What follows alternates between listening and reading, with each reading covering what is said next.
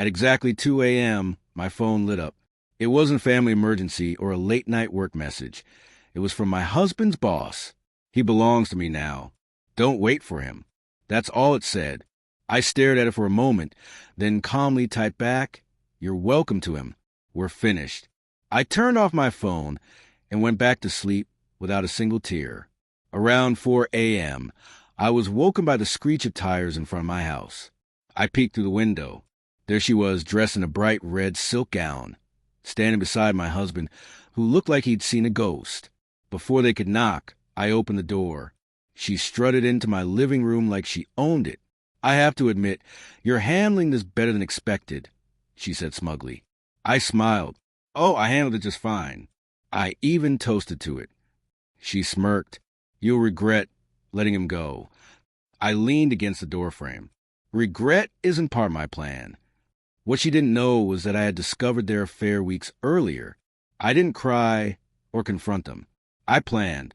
My husband and I shared ownership of our company, the same company she managed under us. And 2 days before her little midnight message, I finalized the sale of my 50% shares to their biggest competitor. She thought she had stolen my husband. She had no idea she was hours away from losing everything she'd worked for. I glanced at my husband. "Why so quiet?" I asked sweetly. She laughed. "He's just waiting to see if you beg for him back." "Oh, no," I said softly. "He's silent because he knows what's coming." Right then, his phone buzzed. He glanced at it, then handed it to her with shaking hands. Her confident smile dropped. The message read, "Merger terminated.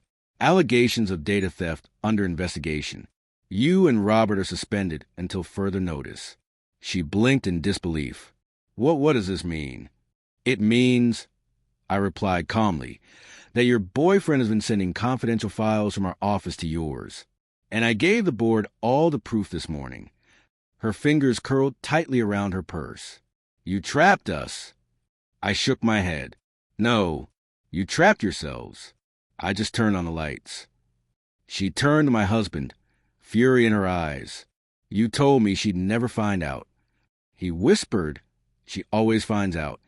I stepped forward and placed my wedding ring in her hand. "You wanted what was mine so badly. Keep that too." She threw it to the ground. "You'll regret this." I smiled. "You already do." By sunrise, the news had broken everywhere. CEO and supervisor suspended for corporate espionage.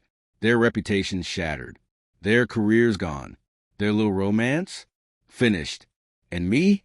I was sitting on my balcony with a glass of champagne, watching the headlines, while signing a fresh contract with the investors who used to back her.